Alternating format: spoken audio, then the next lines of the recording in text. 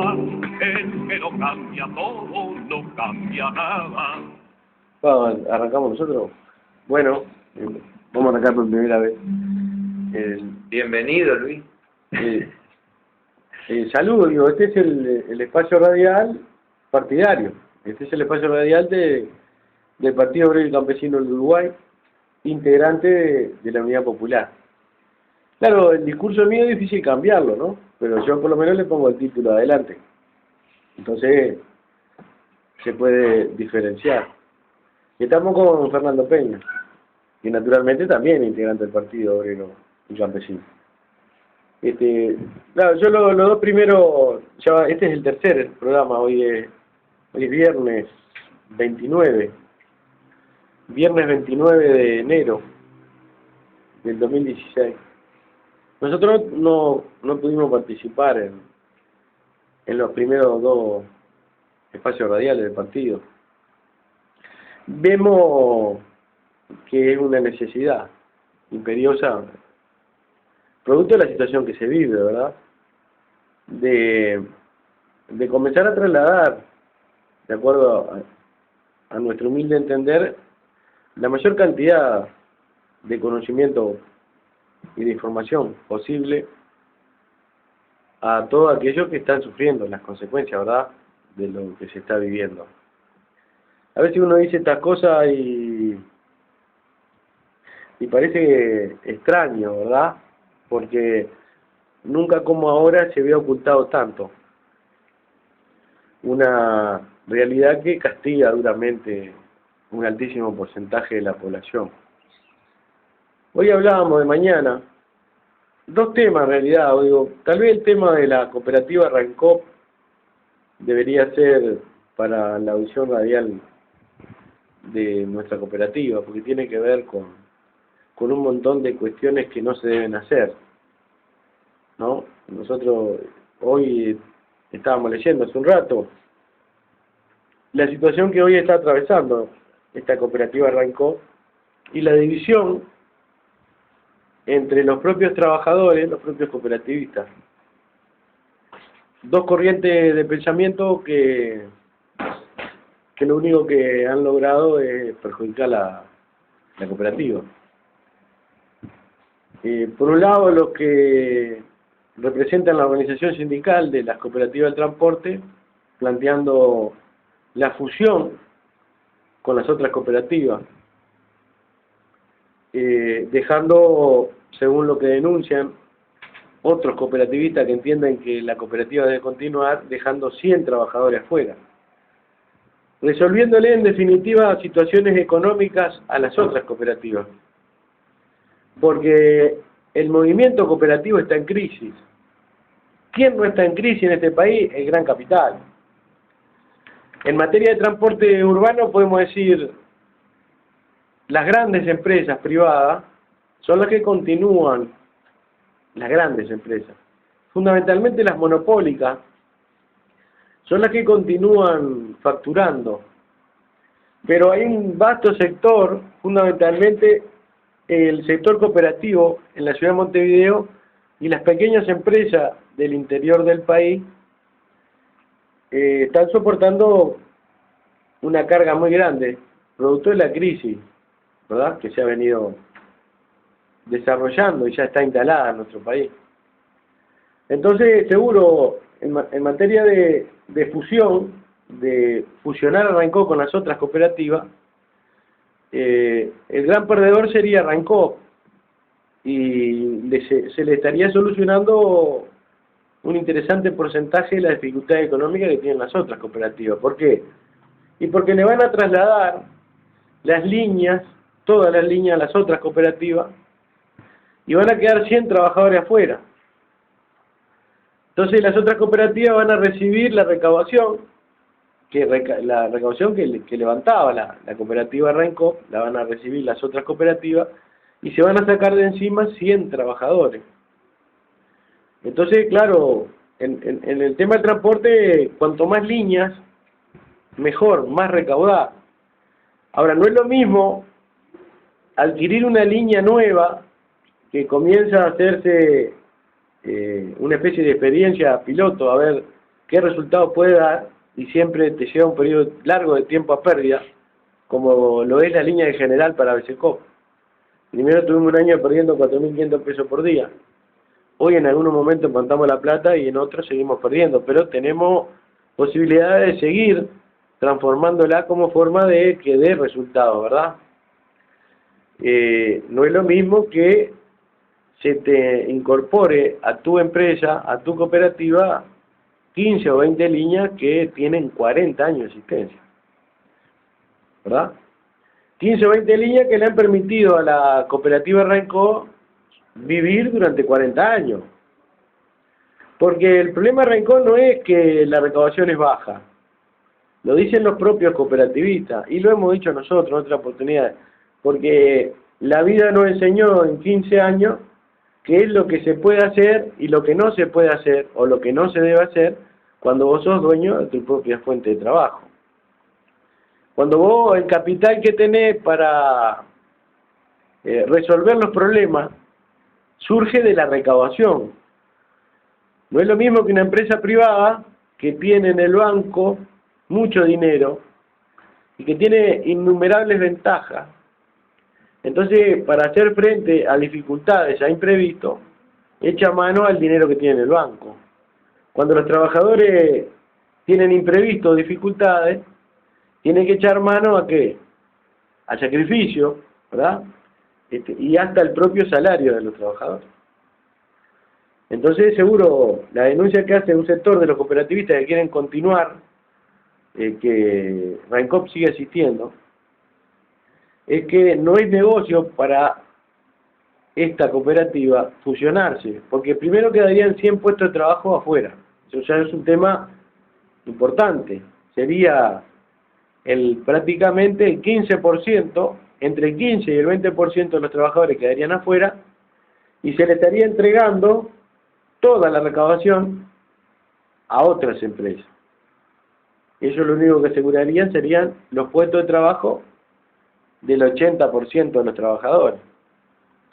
Y entrarían en el mismo problema, que es que el sistema cooperativo está sufriendo las consecuencias de políticas en defensa del capital. Y se trata de eso, ¿verdad? Eso es lo que hay que cambiar. Cuando Citarrosa dice que no cambia todo, no cambia nada, claramente está estableciendo que nosotros no arreglamos el problema de los marginados, de los desocupados, del bajo salario, dando canasta, ¿verdad? No arreglamos el problema con un Ministerio de Desarrollo Social. El problema se arregla con una justa distribución de la riqueza. Entonces ese es el cambio real, la distribución de la riqueza. Hoy de mañana hablábamos con algunos compañeros de la Organización de Vivienda que están peleando por el proyecto de ley basado en el artículo 45 de la Constitución de Ley de Vivienda Popular. ¿Cuáles eran los motivos por los cuales no hay vivienda en este país y que los diferentes gobiernos le han ido quitando porcentaje del presupuesto a la construcción de la vivienda? Es que al gran capital no le sirve que se construyan viviendas populares, y no es difícil de explicarlo. El capital en nuestro país es la única alternativa que tiene el gobierno para que el país se mueva, para que el país genere puestos de trabajo, que son momentáneos y que vienen sin ningún tipo de control. Entonces, si la única alternativa de un gobierno es el ingreso del capital financiero internacional, naturalmente que tiene que darle todas las ventajas, y ya ha sido denunciado, ¿verdad?, el Parlamento al servicio del ingreso del capital, pero un capital que le exige al Parlamento cada vez más ventajas. Y ustedes imagínense qué negocio es la vivienda para el gran capital. Imagínense lo que significaría para aquellos inversores que, vaya si lo habrá en el Uruguay, gente que invierte para después arrendar o alquilar, ¿verdad? Gente que tiene empresas constructoras que han fijado el precio del metro cuadrado de construcción en 3.000 y pico de dólares.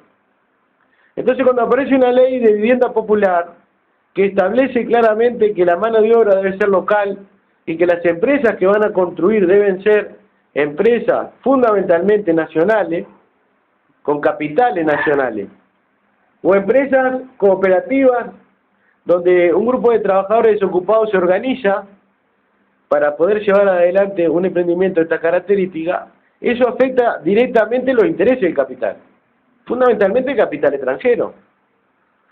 Entonces, tenemos un gobierno que no está dispuesto en lo más mínimo a que el capital financiero internacional fundamentalmente se vea afectado sus intereses. Es por eso que no hay planes de vivienda popular, porque un plan de vivienda popular debe estar basado fundamentalmente en un metro cuadrado de construcción accesible. Cuando los que ponen los precios son los capitales extranjeros, para obtener multimillonaria ganancia, dejan afuera a miles de trabajadores, fundamentalmente de bajo salario, de la posibilidad de hacer una vivienda. Entonces, con un metro cuadrado de construcción a 3.000 y pico de dólares, ¿cuánto le saldría a ese trabajador que necesita la vivienda poder pagar para ser propietario? Sería imposible, por eso pasa lo que pasa con el sistema cooperativo en materia de vivienda. Últimamente el salario ha caído tanto que todo aquello que hace 15 o 20 años atrás tenían posibilidad de ingresar al sistema cooperativo y no lo pueden hacer, porque directamente no tienen capacidad de ahorro producto de su bajo salario, y segundo, no tienen posibilidad de pagar una cuota que les lleva un altísimo porcentaje de su salario. Pero ¿quién es que fija los precios? El capital, no el gobierno. El capital que ha transformado a la vivienda en una mercancía. Entonces, cuando la vivienda es una mercancía, cuando la salud es una mercancía, cuando la educación es una mercancía, se atenta contra lo público. Nada de leyes que le den a los pobres la posibilidad de acceder a la vivienda, porque atenta a la ganancia del capital. Nada de presupuestos importantes para la educación pública. No, vamos con la educación privada y vamos con la salud privada. Entonces nosotros vemos cómo se deterioran los hospitales y se enriquecen las mutualistas. Y vemos cómo se deteriora la escuela pública y se enriquece y se fortalece la educación privada. Bueno, eso es lo que hay que cambiar. De eso se trata, de la distribución de la riqueza y de políticas que protejan la inversión pública, que le dé las posibilidades a la inversión pública de poder competir con el capital privado. Es imposible, en las condiciones que nos impone el capital privado, que alguien pueda competir con ello. Entonces se van quedando con toda la riqueza y es ahí donde se produce el desplazamiento de los que perciben un bajo salario, el desplazamiento de los ocupados. El capital genera desocupación y está demostrado. El capital financiero genera desocupación solo cuando se instala por un periodo determinado de tiempo, genera puestos de trabajo hasta que comienza a producir. Cuando comienza a producir, esos puestos de trabajo pasan a ser desocupados, y eso atenta contra también el salario del conjunto de los trabajadores, porque ellos también son fijadores de salario. Ningún capitalista extranjero se va a instalar en un país donde el salario es digno, donde los trabajadores tienen posibilidades de conquistar aumentos salariales que les permitan vivir dignamente, porque eso directamente atenta contra la ganancia del capital.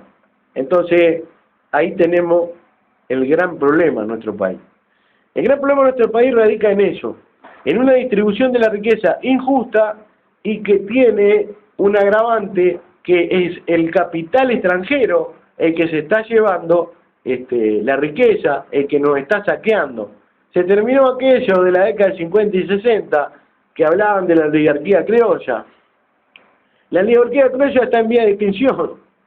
¿Quién iba a decir, y termino con esto, que los productores del campo, capital nacional, los criadores de ganado, iban a organizarse para enfrentar la instalación de un capital extranjero para la explotación de una mina a cielo abierto. Los liquida, lisa y llanamente los liquida. Es decir, el enemigo ya no es aquel patrón empresario nacional que en la década del 60 se enriquecía producto de bajo salario. El enemigo hoy es lisa y llanamente, directamente, a cara descubierta y con la luz prendida, el capital extranjero, el capital financiero internacional. Eso es lo que nosotros queremos plantear. Y tocamos el tema Rancó porque es víctima del cooperativismo, de la ventaja que será el capital. Mirá lo de Uber, y estamos hablando de transporte, es insólito, increíble, inaudito, que nuestro país todavía esté permitiendo que una empresa multinacional, que vaya a saber de dónde carajo viene, que a través de internet esté atentando contra la fuente de trabajo directamente, ¿no? Es una cuestión que ya desregula todo, no tiene precedente, ¿verdad? No tiene precedente. No sé qué están esperando, la verdad, ¿no? Y están poniendo pobres contra pobres, porque hemos visto cómo taximetristas le han agredido a trabajadores de Uber, que seguramente probablemente están desocupados, y que terminan diciendo ante los medios de comunicación que tienen derecho al trabajo. No nos confundamos. Va a llegar un día entonces que los desocupados, si un trabajador llega tarde, se va a quedar con el trabajo del que llegó tarde, porque llegó más temprano. Vos estás 30 años en un lugar y un día te dormiste, pero hay tantos desocupados que están esperando afuera que vos llegues tarde, se van a meter para adentro y se van a quedar con tu trabajo. Y después los medios de comunicación van a salir a decir, oh, tienes derecho a trabajar. Hemos llegado al colmo, ¿verdad? Sí. Al colmo. Sí. Y esto es producto del capital. ¿Puedo hacer un comentario? Claro. Lo de Uber realmente es algo tan increíblemente contra natura de todo lo que se habla de un país, del orden del país, ¿verdad? Porque claro, vos, para laburar en lo que sea, abrir un kiosco, lo primero que te piden DGI, BPS, antes de arrancar. Claro. Antes de arrancar, que antes se daba un periodo, digamos, de 3 meses que tenías la posibilidad. Hoy, antes de arrancar, ya estás pagando. Resulta que vos, que estás en el tema transporte, evidentemente te piden muchos más requisitos, ¿verdad? Porque te piden seguros de todos los colores, o sea, hay un montón de requisitos, te piden el subta, hay un millón de cosas. Resulta que aparece una cosa, porque es una cosa de tecnológica como es Uber, sí, y se instala en un país. Yo pregunto, la persecución que tenemos nosotros los de adentro para armar cualquier cosa, pero reverendamente estúpida, si sea vender pancho en la vía pública, te arman un escándalo. Te digo porque lo he vivido con gente amiga que ha querido instalar ciertas cosas, en el caso mío también, pero vos decís, entonces, ¿hacia dónde se apunta? ¿Se apunta a la legalización o queremos que estas empresas simplemente hagan lo que quieran con nuestro país? Hay otro ejemplo claro de la falta de soberanía e independencia, y la falta de coherencia y la falta de seriedad que podemos tener como país. Porque cuando hablan como un país es serio, vos decís, pero ¿cómo serio? ¿Cuando qué? ¿Cuando le cobrás impuestos a los chicos y no le cobrás a los grandes? ¿Sos serio cuando le arrancás la cabeza al pueblo y no cobrás a los grandes? ¿Sos serio cuando vienen de afuera y hacen lo que quieren y acá nos masacran y tenemos que irnos? ¿O terminar en situación de indigencia, engrosando los cinturones de pobreza? Esa es la seriedad que estamos hablando en Uruguay. Y ahí están metidos blancos, colorados, frentistas, independientes, ¿verdad? Acá no estamos haciendo distingo, acá no hablamos del gobierno, hablamos de toda la masa política, porque nadie levanta una voz contraria a todo este desastre. Sí. Hay una cosa que vos dijiste, que la anoté acá, que es como sacrílego y es un pecado, el tema de la distribución de la riqueza. Viste que el gran tema es ese. Claro. Si hay mega ricos, evidentemente tenemos un problema, porque si tenemos gente que muere de hambre en el mundo, en el Uruguay, hay gente que está muriendo de hambre, ¿verdad? Es claro, bueno, si tenés mega ricos, es un problema de distribución de la riqueza. Y vos hoy encontrás que el caso de los principales dirigentes del mundo, en especial los que están alineados al capital, eso no se habla. Y ahora, un tema rápido que, hablando de gente, hay altísima preocupación por lo que está pasando en Argentina. Yo también la tengo, porque somos dependientes de ellos. Si a ellos le va mal, a nosotros nos golpea, eso es claro. Y estas medidas de este muchacho Macri, que es la verdad que más allá de ser un pobre hombre millonario, en política, vos acá decimos siempre, lo que hemos estado en política, cipayos sobran, La gran diferencia de Macri que tiene con la gran mayoría de los cipayos, que cipayo descerebrado sobra también. Este cipayo descerebrado, pero millonario. El hombre, el gran distingo que tiene que es millonario, absolutamente alineado. Y ¿saben algo que lo estoy pensando ya hace tiempo? ¿En qué viene Macri? Vos ves que vino aplicando estas políticas de las políticas de libre mercado, las políticas de Friedman y toda esta historia, que no son políticas para ser aplicadas en democracia, son políticas aplicadas a palos, ¿verdad? Se orquestaron para ser aplicadas. Arrancaron con el gobierno de Pinochet, cuando se derroca y se mata, se asesina a Salvador Allende. Bueno, estas políticas nacen ahí, y esto es lo que se llama la política del shock, que está haciendo ahora Mauricio Macri, que es el despido masivo de gente, la aplicación a rajatabla, sin ningún tipo de miramiento, no hay derechos humanos ni nada, ya tenemos presos políticos, está Milagro Sala, una colla, claro, el gran problema de Milagro Sala que es, pobrecita, una cabecita negra colla. Entonces, eso no es el problema que esté presa, en cambio un Leopoldo López, que estudió en Harvard, agente de la CIA, un hombre puesto por Estados Unidos ahí para armar eso de pelote, ese sí es un preso político, con 40 muertos. Milagro Sala, no hay ningún muerto. Fue un acampe pacífico contra las medidas del gobierno. Resulta que ahí no hay ningún muerto, pero Milagro Sala está bien puesta presa. Yo no escucho voces en ese tema. Es triste, pero no se escuchan voces, ni a nivel nacional, ni a nivel internacional. Solo algunos medios que debe haber un promedio de 100 a 1 más o menos de los que hablan de este tema. ¿Y saben qué?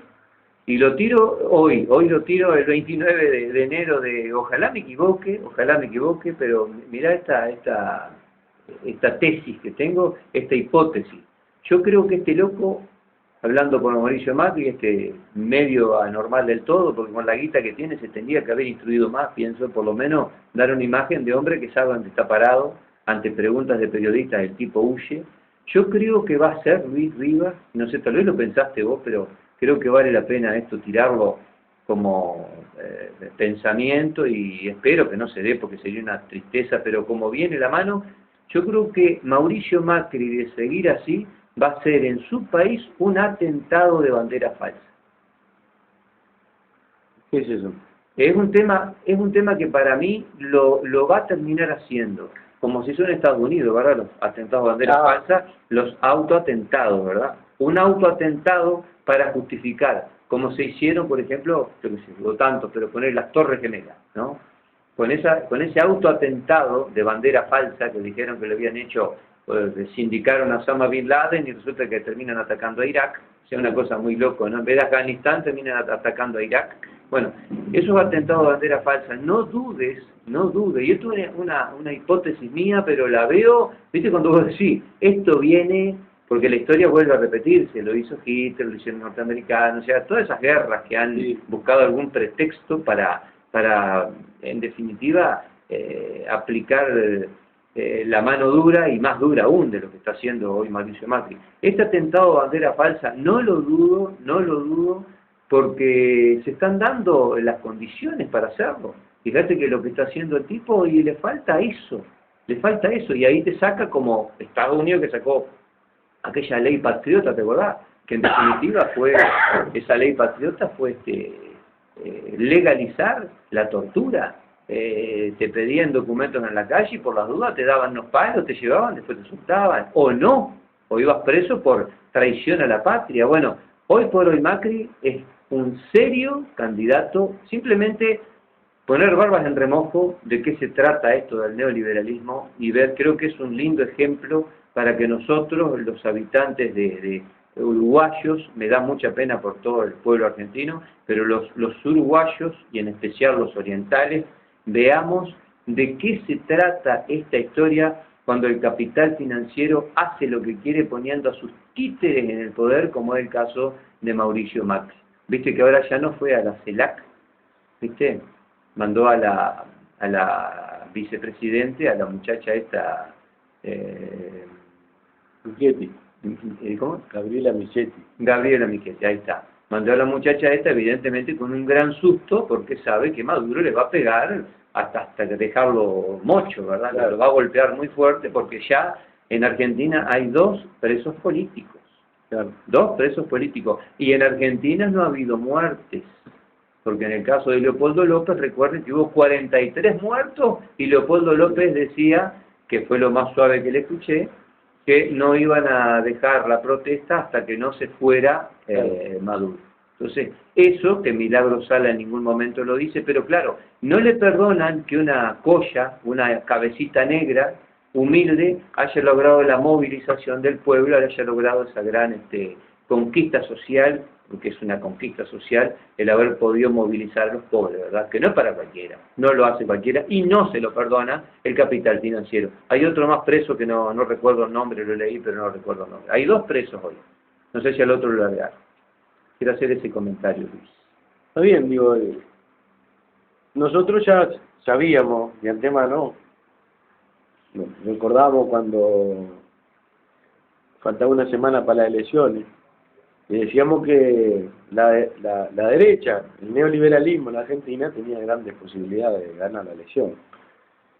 Y cuando llegó el día de las elecciones, no podíamos creer, a pesar de que es increíble, ¿no?, de que ya estábamos preparados, y hubiera una diferencia tan mínima entre un candidato y otro. Y ahí sí terminábamos asegurando que en la segunda vuelta, más allá de la poca diferencia, el neoliberalismo se volvía a instalar en la República Argentina. El neoliberalismo, parece mentira que hay que explicarlo. Es un empresario, hijo de empresario, que naturalmente, lo habíamos dicho hace algunos días, va a defender los intereses del capital. Y eso es una cuestión que nosotros queremos trasladar, para que la gente tome conciencia de lo que se está hablando. Porque hay leyes que son naturales. Una ley natural es que el empresario, el capitalista, en el gobierno, va a pretender lo mismo que cuando no está en el gobierno. El agravante es que cuenta con el poder para hacerlo lo más rápido posible y obtener las mayores ganancias. Y obtener las mayores ganancias para un capitalista en el gobierno significa quitarle a la gran mayoría de la población todo aquello que pudo haber conquistado a lo largo de los años. El encarcelamiento de esta mujer, nosotros no profesamos la concesión del kirchnerismo, esta es una mujer kirchnerista. Pero si tenemos que elegir, porque no hay otra, entre el neoliberalismo y las políticas que llevó adelante el kirchnerismo, elegimos una y 1.000.000 de veces la política que llevó adelante el kirchnerismo, para después seguir profundizando después, ¿verdad? Pues si no seríamos unos giles que nos plantamos en una posición en la que todos son iguales, y eso no es así. Y un detalle muy grande en esto que vos decís, muy grande este detalle.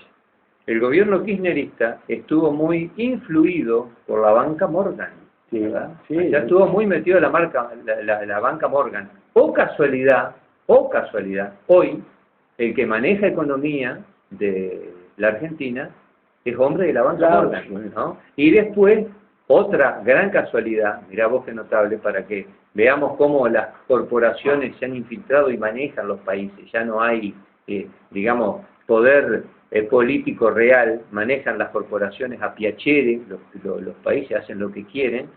Cuando nombran los CEOs, o sea, los jefes ejecutivos de las empresas, una locura absoluta, porque el país manejado por las empresas está regalado. Sí. No podés ser juez y parte, ¿verdad? Si Claro. vos tenés vinculación con una empresa Shell, como tiene el que maneja la parte de explotación de hidrocarburos, hermano, estamos medio bastante a cualquier lado.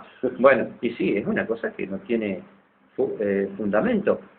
Entonces, con este tema de los nombramientos de los CEOs, queda evidentemente más que claro hacia dónde se va apuntando y la prostitución que tienen los gobiernos con las corporaciones. Y te voy a nombrar algo. Solo quedó un ministro en la parte de tecnología del antiguo gobierno.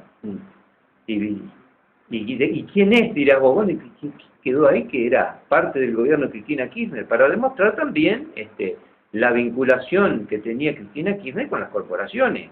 Mucho menor, porque evidentemente tuvieron políticas nacionalistas. Claro. Bueno, el ministro que quedó del gobierno anterior, un solo ministro que quedó, es de Monsanto, el capo de Monsanto. Bueno, porque claro, el gran poder de Monsanto, ¿verdad? Entonces, para que se pueda ver con claridad qué grado de ventriloquia, como se puede decir, porque son muñecos manejados por otros, ¿verdad? Que los hacen hablar, que les hacen decir, y es claro que es un futuro absolutamente negro, que el pueblo va a quedar cada vez más lejos, ¿verdad? Un traspaso de los pobres, el dinero de los pobres hacia los poderosos. Y Claro. esto creo que no lo puede decir, nadie puede contradecir esto, porque es así. Sí, pasa por el achique lo más posible del Estado, que el Estado no intervenga en los asuntos económicos, que controle lo menos posible, y naturalmente se va a producir un desfasaje de todo lo que hoy o ayer el Estado le estaba dando a la seguridad social, fundamentalmente a lo más humilde, va a ser trasladado a el capital, ¿no? Se trata de eso. Bueno, yo digo, y lo he dicho en otras oportunidades, hay gente que no quiere hablar de esto, porque no le conviene, pero esto es la lucha de clases, ¿verdad? Esto es la lucha entre dos clases sociales, y hoy en la República Argentina, la clase social que gobierna responde a los intereses más rancios del capital financiero internacional. Por consecuencia, las clases trabajadoras, los jubilados, los desocupados, el trabajador, ¿verdad?, va a haber afectado sus intereses de una forma muy importante, muy importante. Y bueno, y nosotros entendemos que debe producirse un cambio, que vamos por el camino equivocado cuando los trabajadores continúan haciendo la plancha, no participando en cuestiones como esta, ¿no? ¿Cómo salimos de esta situación? Primero adquiriendo un conocimiento. Debemos adquirir el conocimiento de por qué pasa lo que está pasando. Uno no tiene la bola de cristal, pero la vida nos ha enseñado. Y podemos decir que dentro de 5 años, de continuarse aplicando las políticas en defensa del capital, nos vamos a encontrar los trabajadores con una situación mucho más comprometida de la que hoy tenemos. Nadie puede creer o pensar que el capital tiene alma o corazón. El capital se instala para saquear todo lo más posible y está demostrado. Vamos a dar ejemplos concretos. Cuando se instaló en nuestro país Bosnia, en comparación con la instalación de Monte del Plata, que es poco tiempo después, vimos cómo la última empresa obtuvo mucha más ventaja que la primera que se instaló. Y así sucesivamente, los países le van dando mayores ventajas al capital internacional, porque no tienen en su agenda una salida que no sea con la instalación del capital financiero. Y eso es tremendamente nocivo, y eso es lo que hay que entender. Miren, hay cuestiones que deben ser analizadas para poder ser comprendidas. El otro día estábamos leyendo que el capital financiero tiene agencias que estudian a los países, y el capital, ¿qué hace? Contrata los servicios de las agencias para que le digan cuál es la situación concreta en tal o cual país para poder invertir. Y leíamos en esta misma radio una empresa que había hecho un estudio sobre nuestro país y planteaba, hoy planteaba, que después de haberle dado el informe a los empresarios, a los capitalistas decían, en un foro económico internacional, que en el Uruguay había demasiados impuestos, que la burocracia gubernamental le hacía perder mucho tiempo a la inversión del capital. Y uno de los elementos interesantes era que los trabajadores uruguayos tenían una educación inadecuada. Entonces, cuando uno escucha este tipo de cuestiones, se termina poniendo la piel de gallina, porque lo hemos dicho en más de una oportunidad y ellos no tienen problema en manifestarlo públicamente. A cara descubierta te dicen que quiere que se le saquen los miserables impuestos que están pagando, que no les alcanza con esa ventanilla única que inventó Daniel Astori para que el capital, decíamos el otro día, llegue un lunes y el martes ya puede estar explotando a la gente.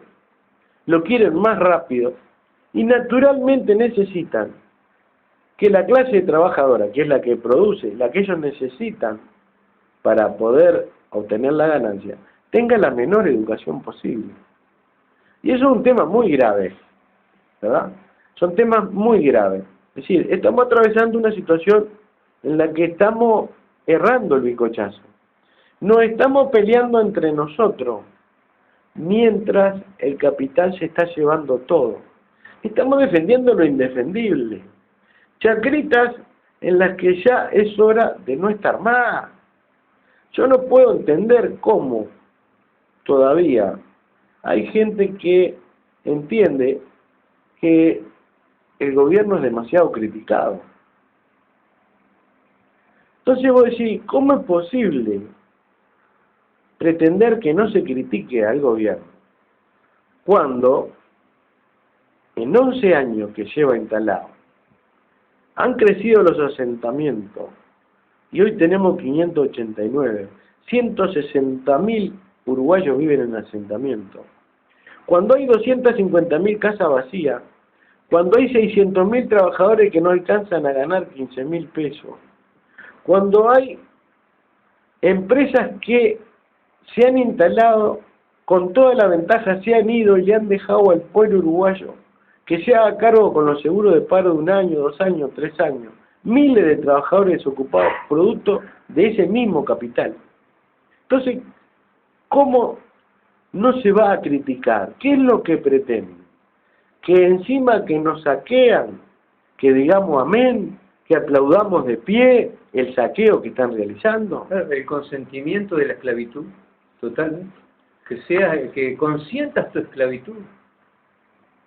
Vos sabés, Gallego, que continúan diciendo, y a nosotros nos da mucha pena, que si protestamos mucho y la gente cambia, van a volver los blancos y los colorados.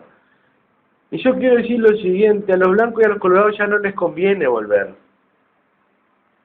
Creo que no precisan ensuciar el nombre de su partido para entregar el país, porque ya hay otro que está dispuesto a ensuciarse y que defiende los mismos intereses.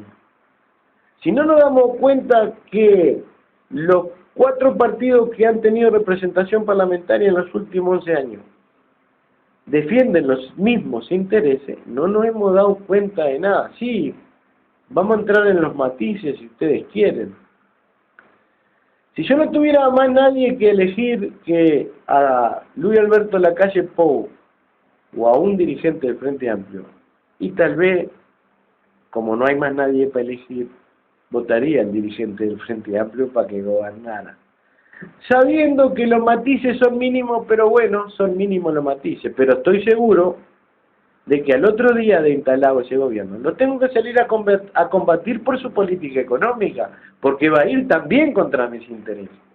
Pero si nos seguimos agarrando en los matices, cuando nos despertemos, no vamos a tener ni bandera, compañero. Ese es el gran problema. ¿Verdad? Vos viste cifras acá que son elocuentes, ¿viste? Vos viste cifras que son elocuentes. Vos estás hablando de un país, estamos 3 millones y poquito, ¿verdad? Sí. 3 millones y nada. 3 millones de habitantes. Vos tiraste 800.000 uruguayos laburantes, ¿no? Por debajo de 15.000 pesos. por los 15.000 pesos, 15.000 o por debajo. Sí, Y yo te agrego a esa cifra 120.000 jubilados sí, que andan en 8.000 pesos. sí.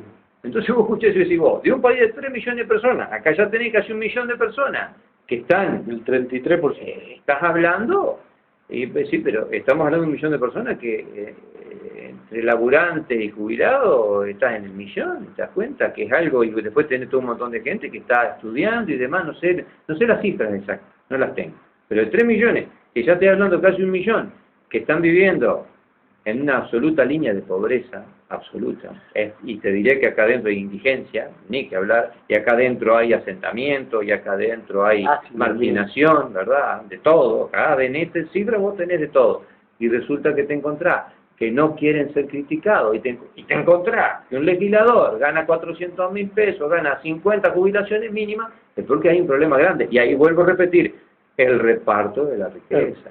La distribución, ¿verdad? Que es lo que él es el pecado, ese es el pecado, de eso no se habla, y es gran tema. El otro día cuando vinieron los diputados, yo ya me tengo que ir, voy a decir esto y vos lo terminás, porque voy a trabajar. Pero quiero decir esto que tiene que ver con lo que estamos hablando. El otro día, cuando vinieron los diputados, por el tema de del proyecto de ley de vivienda popular, que lograron que los diputados se reunieran con la organización social. Mirando el Canal 3, escuchábamos a los diputados diciendo que sí, el problema de la vivienda es una cuestión que ya está instalada y que hay que resolverlo. Pero planteaban algo que documenta una forma de pensar. ¿De dónde salen los recursos? Entonces vos, claro, para aquel que no sabe que solo en el año 2012 el capital financiero por exoneración de impuestos se llevó para su país 1.750 millones de dólares, claro, la gente se pregunta de dónde salen los recursos. Es que tienen a la gente creída de que este país no tiene recursos. Claro, si nosotros decimos que los recursos se van al capital, claro que no tiene recursos. Este país tiene un solo camino, no hay dos caminos. No hay posibilidad de reformismo. Este país, el único camino que tiene es sacarle al capital lo necesario, lo que corresponde, para que se resuelvan los grandes problemas. Y alguno dirá, el capital se va, preferimos que se vaya. Si las condiciones que nos imponen son saquearnos y dejarnos asentamientos, desocupación y bajo salario, el negocio es malo. Entonces, frente a un negocio malo, pongámonos a pensar si no tenemos que cambiar, y se trata de eso. Yo le dejo el mío. Me despido, Gallego, porque se me va. Muy bien, Luis Rivas, se está despidiendo Luis Rivas, entró Cifredo Almeida, que hace tiempo que no lo tenemos por acá. Querido amigo Cifredo Almeida. Sí, no, totalmente de acuerdo, Luis Rivas, en este tema, porque nos vemos bien. Es así, los capitales han venido en forma furibunda. Acá tenemos un hombre que estuvo elaborando la parte de los molinos de viento, y ya que lo tenemos acá el amigo, vamos a tener que hablar de los molinos de viento. Y evidentemente la gente se queja porque dicen, pero ¿y cómo puede ser que nos cobren más la energía si tenemos ahora una energía eólica que supuestamente es gratis? Claro, hay que hacer la infraestructura que son los molinos, ¿verdad? Pero vamos a hablar claramente. Sería correcto que esa inversión la hubiera hecho el pueblo, ¿verdad? Para el pueblo. Pero esa inversión es privada. Seguimos privatizando. Ahí tenemos que ver en dónde siempre nos paramos nosotros. ¿Por qué nosotros somos estatistas?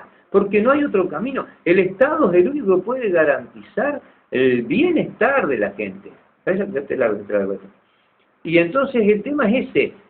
Recordar que cuando se habla de una inversión, si la inversión es privada, y bueno, no dude que mañana, como decimos acá muchas veces, mañana el petróleo directamente lo regalen y acá siga aumentando puede ser mala gestión, pero si es privado, si la inversión es privada, te van a matar con el agua, te van a matar con Antel, te van a matar con la energía eléctrica. Eso es así. ¿Por qué? Porque los capitales poco le interesa a la gente y no dan un servicio de tipo social. Ellos están para la especulación y para la ganancia. Cifredo, todo tuyo. Buenos días, ¿cómo andas, Fernando? Buenos días, gente. Tiempo que no lo veo. Nos habíamos perdido. Y dijiste de unas cosas fundamentales ahí muy interesantes, como el tema de UT y el tema de ANCAP, con todo este revuelo que hay.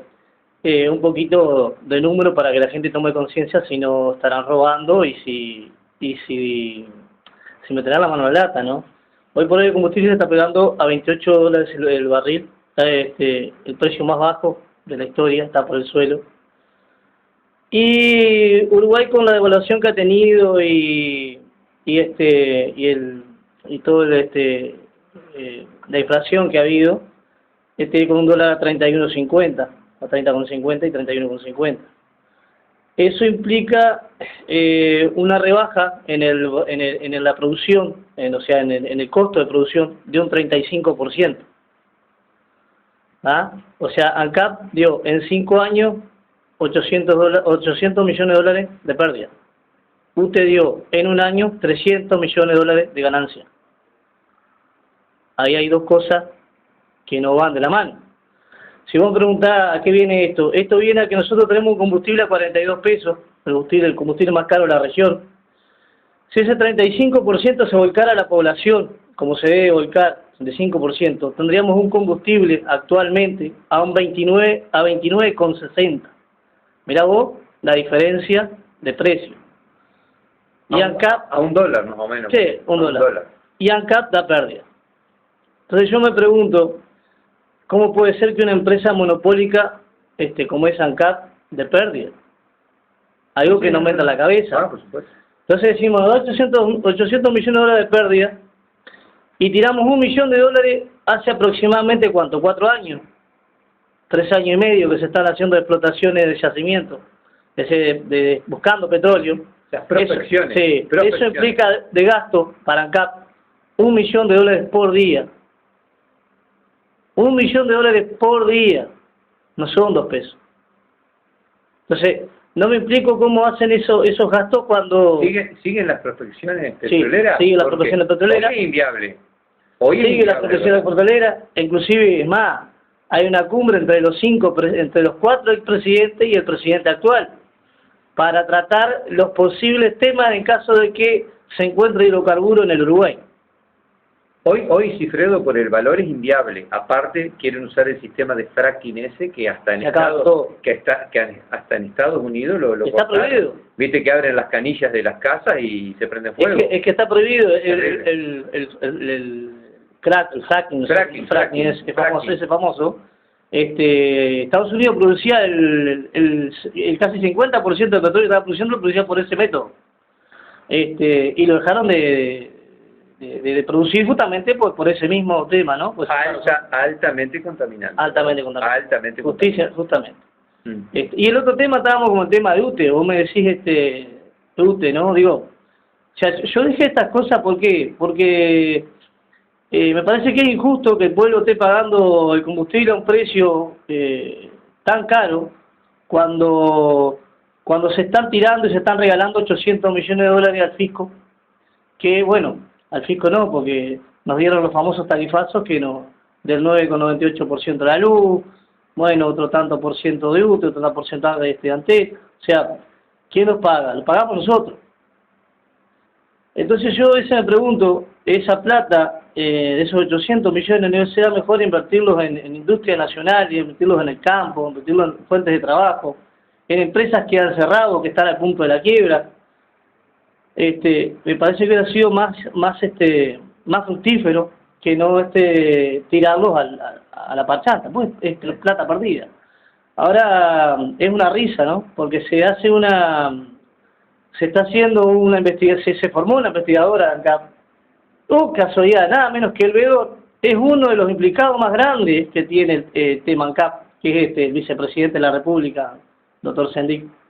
Entonces digo, es un algo irrisorio. Es como que los delincuentes vayan a estar supervisando cuando los van a ver por qué, cómo y en qué tema lo van a... Vos decís, dejaste al perro cuidando el asado. Claro, es una tomada de pelo, o sea, eso lo que te habla, que te dice es a qué punto ha llegado esta idiosincrasia política frente amplista, a qué punto ha llegado de querer tapar las cagadas, que no se pueden tapar, es imposible tapar el sol con un dedo, no se puede tapar el sol con un dedo.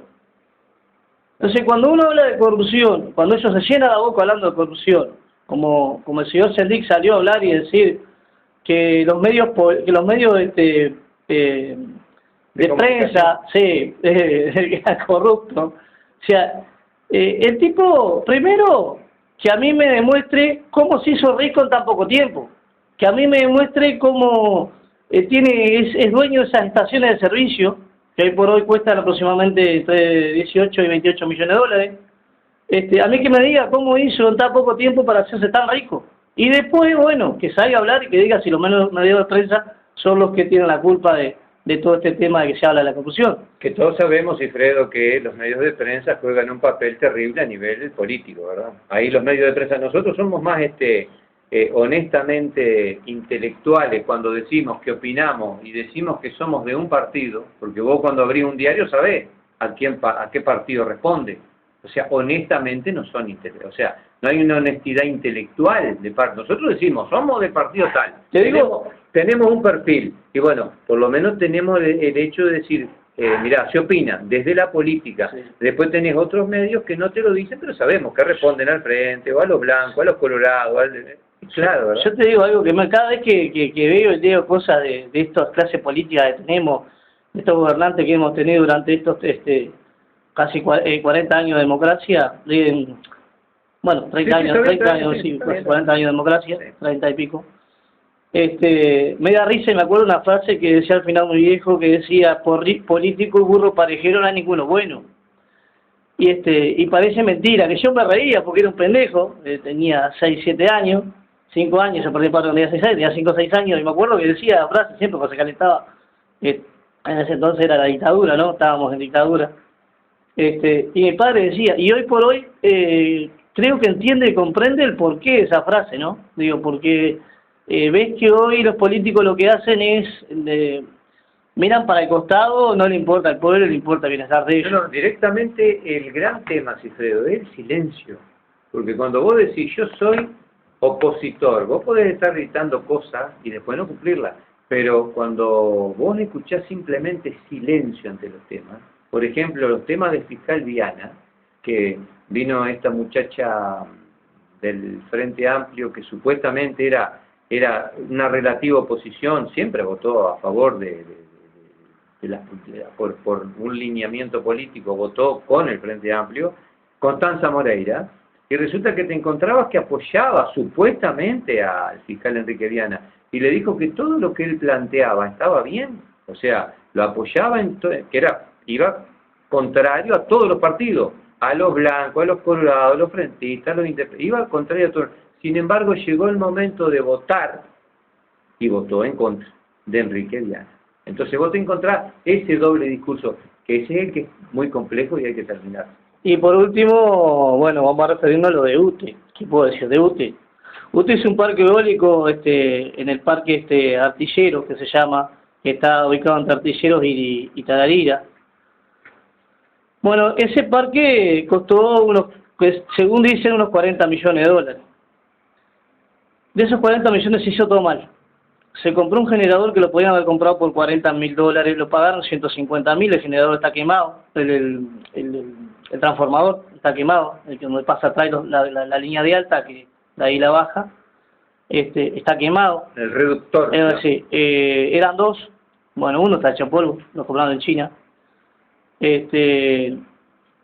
Hicieron las líneas que van bajo tierra, le hicieron mal, tienen que volverlas a hacer. O sea, el Estado tiene que volver a invertir en eso aproximadamente unos 15 millones de dólares. Todo lo que hicieron la cagada, hicieron las empresas, llevaron la plata, se les cobró multa, en su momento se les cobró una multa de 3 millones de dólares, bueno, se llevaron 40 palos en el bolsillo, ¿qué les importa? Y bueno, y ahora Juan Pueblo va a tener que invertir, va a tener que pagar la fiesta esa, que son más o menos unos 15 millones de dólares. Vos manejabas una información, Cifredo, de cuánto generaban ellos un kilowatt, cuánto lo cobraban. Eso es muy interesante. UTE produce el kilowatt de UTE, a UTE le cuesta $50 los 1000 kilowatts. Con los molinos. Con los molinos de viento, a UTE le cuesta $50 producir 1000 kilowatts. O sea, estamos hablando de que el kilowatt queda a 0,05 centavos de dólar por kilowatt. UTE te lo cobra a 0,33 centavos de dólar el kilowatt, con una pequeña ganancia de un 881%. O sea, creo que hay una... Negocio redondo. Es un negocio, pero muy bueno, ¿eh? Vamos a empezar a hacer molinitos de viento y a venderle la energía a UTE porque no vamos a empezar de plata. Los molinillos.